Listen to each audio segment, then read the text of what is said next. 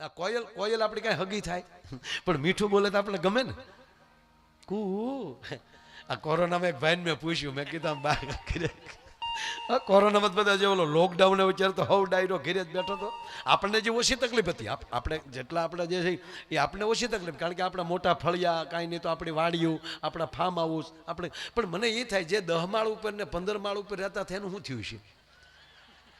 10 by 10 ની ઓરડીમાં જે રહેતા હોય હે બિચારા નાના માણસો, એનું રહોડું પલંગ હેઠે પીડ્યું હોય, અને નાના માણસ છોકરા કેટલા હોય, માઇન્ડ 5-7 હોય. એ બધું એક ઓરડીમાં રહ્યું ક્યો હંમેશા, તમે કલ્પના કરો. એ તમે બારીમાં ડોકાતા જશે ને આમ. તેમાં મેં એક ભાઈને ફોન કર્યો, મેં કીધું બહાર નીકળો કે નહીં? મને કે માયાભાઈ બહાર નીકળીએ ને તો મોર બોલે, એની કરતા ઘરની કોયલોને ન સાંભળીએ. લે ઘડીકમાં કોયલું થઈ ગયા. બોલો વાત છે સાહેબ, મીઠું બોલવું. કોયલ મીઠું બોલે છે એટલે આપણે ગમે છે. એના શબ્દો સમજાતા નથી, શું કહેવા માંગે એ ખબર નથી આપણને, પણ ગમે છે. આપણે એના શબ્દો જ નથી સમજતા, શું કે દેતી હોય આપણને શું ખબર. આપણે વાડી આંબા હેઠે હોવા જાય અને આંબાની ટૂંક ઉપર બેઠી બેઠી એમ કહેવાય કોયલ ટંકા કરતી હોય, અને આપણે અહીંયા ખાટલો નાખી અને જે જમાવીએ તો કહેતી હોય કે અહીંયા mirયો, અહીંયા mirયો. સમજાતું નથી છતાં ગમે. વાત સાંભળજો, મારે જે હેતુ જે વાત કરું, મને હું દાંત કઢાવવા જ આવ્યો છું,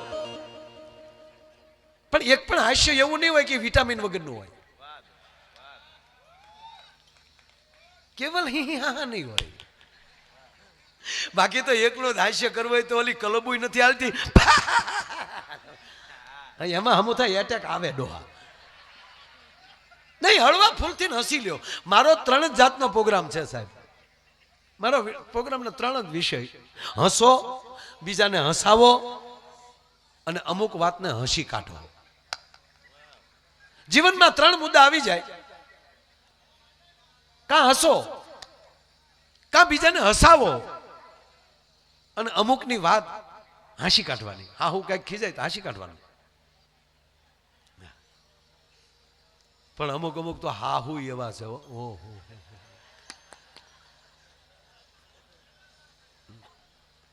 હજી પરણીની દીકરી આવી હોય ને. હવે જો તમે સાંભળજો, આપણે નવો મોબાઈલ લઈએ દાદા, નવો મોબાઈલ લઈએ તો આપણો જે જૂનો મોબાઈલ હોય એના ડેટા એમાં આપણે ટ્રાન્સફર કરતા હોય ને બ્લૂટૂથથી. એ ટ્રાન્સફર થતું હોય, એની વચ્ચે અડો તો મોબાઈલ હેંગ થઈ જાય. હવે સાંભળજો, દીકરી પરણીને હાલી આવે છે, અત્યાર સુધી એની અંદર તમામ ડેટાઓ છે ને એ બાપના ઘરના હતા, અને હવે નવું જીવન ચાલુ કરે છે. એ ધીરે ધીરે તમારા ઘરના ડેટા અંદર ડાઉનલોડ કરી રહી છે. એની વશમાં અડો તો હેંગ જ થાય, બીજું કાંઈ કરે. થોડીક તો નિરાત રાખો, જે હાલી આવે છે નહીં. તમે સાલોમાં પછી એમ કે વાહ તમે સમજતા નથી. અરે એક નવી દીકરી પરણીને આવી, નવી દીકરી પરણીને આવી ને એટલે આખો પરિવાર સારો હતો, દીકરી પણ સારા પરિવારની દીકરી. અને આ તમારા ગામમાં મને એક બીજું ગમ્યું, દુનિયાના કોઈ પણ માણસને અમદાવાદ આવવું હોય તો આવવું તો તમારા ગામ ઉપરથી જ પડે.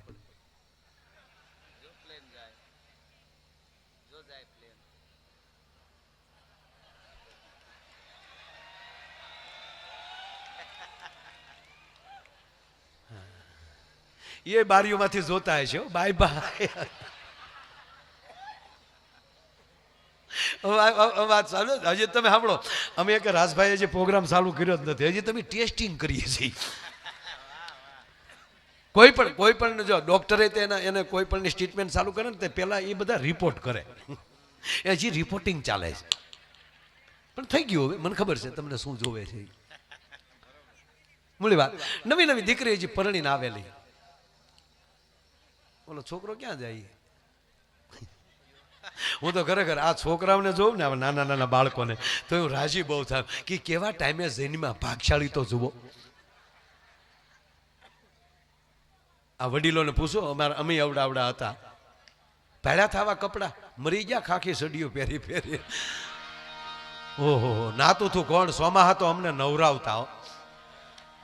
અરે હકીકત રાજભા, ત્યાં રમવા ગયા હોય, પીડ્યા હોય, ચોલાણા હોય, લાગ્યું હોય તો ઘરે થોડું કહેવાય. ઘરે જો બાપાને ખબર પડી તો ઉલટા નાખે બે. ક્યાં રખડવા ગયું છું? હમ તું જ્યાં સુધી સારું ન થાય ને ત્યાં ત્રાહું હાલવું પડે આમાં. અને અત્યારે તો છોકરો જે પડી ગયો હોય ને ત્યાં આખો ઘર ચીકુ જો પડી જો માલું ચીકુ જો. અને 15 મહિનાનો થાય તો ગુગુ હાલતો હોય. ઓલો તો 8 મહિને ઠેકતો થઈ જાય, ચોથા મહિને બેહતો થઈ જાય. પરાણે નો બેહાડતા ને ટસી ગયા હતા. એટલે નવી દીકરી ટૂંકમાં પરણીને આવી એટલે ઘર સારું હતું. એટલે પણ 2-3 દિવસ થઈ ગયા એટલે દીકરીને એમ થયું કે મારે ધીરે ધીરે ઘરનું કામ હવે સંભાળવું જોવે. મારે 3 દિવસ થઈ ગયા, હવે મારે ઘરનું કામ થોડું લેવું જોવે. એટલે શરૂઆત કરી રસોડાથી. રસોડામાં નણંદ રોટલા કરતા હતા. ત્યાં જ ભાભીએ કીધું કે નણંદબા ઊભા થઈ જાઓ. કે કેમ? મને રોટલા કરવા ગયો, રસોઈ હું કરીશ. નણંદબાઈ સારા હતા, એણે કીધું કે નાના ભાભી હમણાં તમે હરો ફરો, હજી તમારા હાથની મહેંદી નથી સુકાણી, પછી તમારે જ કરવાનું છે ને. હું કાલ પરણીને વહી જાય, આખા ઘરનું કામ તો તમારે જ કરવાનું, પણ તમે હજી 2-3 દી હરો ફરો, હું રોટલા કરું છું. હામું વિવેક છે ને તા તો, પણ ભાભી થોડાક દોઢા. નહીં નણંદબા ઊભા થઈ જાઓ, ઊભા ન થાવ તો તમારા ભાઈના સોગન છે. લે એટલે નણંદે કીધું તો આવો મરો પધારો. ભાભી મળ્યા રોટલા કરવા. જો તમે તમામ રસોઈ ચોપડીમાં વાંચીને શીખી શકો, ટીવીમાં જોઈને શીખી શકો, પણ 2 રસોઈ એવી છે એ ચોપડીમાં વાંચવાથી ન શીખી શકાય, ટીવીમાં જોવાથી ન શીખી શકાય. એક લાપસી અને બીજો રોટલો. એ તો જેની માને આવડતું હોય ને એની જ દીકરીને આવડે, એમાં બીજું ન આવે સાહેબ. તમારે જ્યાં લખો હોય ત્યાં લખી લેજો. હા, રોટલા આવડતા હોય ને તો એવી ભાજવું પડે. રાજસ્થાનના શિલ્પકારની તાકાત નથી કે એવી ભાજવું પડે અને ત્રાંબાના પતરા જેવો માથે પડ્યો થઈ જાય, નકર ભમરા પડે. અને લાપસી હો, મા ઉમિયાની કૃપા હોય એ માવુને એવી લાપસી આવડે કે આમ ફૂંક મારો તો કણકણ ઉડી જાય, નકર લાપસીનું આખું કુટુંબ ભેગું રહે. અને અમારે તો હિતેશ દાદા, અમારે તો રોજ બહાર જ જમવાનું ને. અમારા કલાકારોને તો રોજ જ્યાં પ્રોગ્રામ હોય ત્યાં નીકળી જવાનું. એનો અમારો એક દાખલો દઈ દઉં જો ને. અમે શું કામ બાકી રહી, 2 ભાઈઓ એના પપ્પાના હરાત નાખતા હતા. કાક કરીને ખીરના કોળિયા નાખતા હતા. કાગડો આવ્યો પણ કાગડો ધ્રુજ્યો બહુ. મકાનના નળિયા મળ્યા ખખડવાઓ. એટલો કાગડો ધ્રુજવા મળ્યો એટલે મોટા ભાઈ નાના ભાઈને કીધું ભાઈ કે હા બાપા ખાહે નહીં, બાપા જમવાના નથી. તો ઓલા ભાઈએ કીધું કે ના ભાઈ એ તો મને ખબર છે, બાપા ખાહે નહીં, કારણ કે એને ઘરનું ભાવ્યું જ નથી. રોજ તારા બાપે પ્રોગ્રામ જ કર્યા. હાવ તાકે ભલે પણ ખાય નહીં, ભલે જમે નહીં, પણ પપ્પા એટલા બધા ધ્રુજે કેમ? તાકે બાને ફાળી ગયો ફળિયામાં. કાગડા છે પછી ભાળી જાય ત્યારે ધણેલાટીઓ છૂટક્યું છે તો એ કેવા લાડ લડાવ્યા છે કયો. એટલે દીકરી ટૂંકમાં અમે વાત કરી, વચ્ચે વાત કરી. અમે એક જગ્યાએ જમવા બેઠા, તો એ બેને કંઈક પીરસ્યું, લબ થાળીમાં પડ્યું. હું હતું એમને ખબર ન પડી. બોલો, તમારા મગન ઉતાવળો ઉંમર પ્રમાણે એને આમ થાળીમાં હાથ નાખ્યો, પણ થાળીને ઓલી લાળ થયું, આમ હારો હાર થાળી આવી. એટલે એક આછે થાળી પકડી, પછી થાળીના કોરે આવીને બધું કાપ્યું. પછી તો બીજું હતું શાક રોટલા ને એવું અમે જમ્યા. એ 3જી વાર બેન પીરસવા આવ્યા ત્યારે બોલ્યા લાપસી આપું. ત્યારે ખબર પડી આ લાપસી હતી, આવી લાળાળી લાપસી. એટલે 3જી વાર નીકળ્યા, કીધું લાપસી જોવે છે કોઈને લાપસી? તા મગનભાઈ બોલ્યો મને આપો. અરે મેં મગના મરી જાઓ, આ ન ખવાય, મગન સગન થઈ જાય. મને કે ખાવી ક્યાં, હું તો હાંડિયો બનાવું, ડોકમાં ઘટે. ભાઈ એ હકીકત છે, અમુકના તો રમકડા જ બનાવવાના હોય. એટલે આ ભાભી રોટલા કરતા હતા. એ ભાભી રોટલા કરતા હતા, જેવો રોટલો તૈયાર થઈ જાય એટલે નણંદ રોટલો બહાર લઈ જાય. 12 રોટલા બહાર લઈ ગયા, 12 રોટલા ગયા. 13મા લોટનો પીંડો હાથમાં હતો. ભાભીને પરસ્યો વળી ગયો કે આ ધંધો ન કર્યો તો સારું હતું. 13મો રોટલો લેવા માટે નણંદ આવ્યા ત્યારે ધીમેક દિન ભાભીએ પૂછ્યું કે નણંદબા બહાર મહેમાન કેટલું જમે? કે મહેમાન કોઈ નથી ભાભી, મહેમાન તો 2 જ છાવ્યા ગયા. તાકે તો જમે કેટલા? આખું ઘર એકારે જમવા બેસી ગયું? કે ના, હજી તો આખું ઘર બાકી છે. તાકે તો જમે કેટલા? તાકે હું એટલે તમને કહેતી હતી ભાભી હમણાં હરો ફરો અને ઘરને પેલા ઘરના સભ્યોને જોવો. કે પણ એ તો વાત સાચી, પણ આ જમે કેટલા? કે એકલો. કે પણ નણંદબા તમે 12 રોટલા લઈ ગયા, તાકી 18 તો તારો ડોહો આડો પડે, હજી ખાહે. કે આ હજી ખાહે તો 18 ઉલાળનારો છે કોણ? તાકે બીજો કોઈ નહીં, તને પરલીને આવ્યો ને મારો ભાઈ લાધો. તાવલી લોટનો પીંડો કાથરટમાં નાખીને કે તારો ભાઈ લાધો, આજથી મારો ભાઈ લાધો. ડેલીએથી આવીને દિવાલ કૂદીને ગઈ અને પાછી નણંદને કહેતી કે તારા ભાઈને કહેજે ખોરાક ઘટાડે ને કે તારી માં બીજી આવે ઈ આ જાહે. પણ સાહેબ મારો કહેવાનો અર્થ, જ્યાં આવા યજ્ઞો થતા હોય અને આવા રૂડા કાર્યો થતા હોય અને એની અંદર જેથી કોઈ પણ માણસ પોતાનું દાન આપતો હોય ને, શ્રી સૂક્તનો પાઠ પૂરો થાય ને ભગવતીના કોકની યજ્ઞમાં, અને યુવાનો ખાસ કહું તમને, ફરીવાર કહું કે ગીતાને આખા તો ન વાંચે કો, પણ 12મો અધ્યાય વાંચજો. યજ્ઞ શું કહેવાય એટલું નહીં. ભગવાન રામ વનમાં ગયા ને,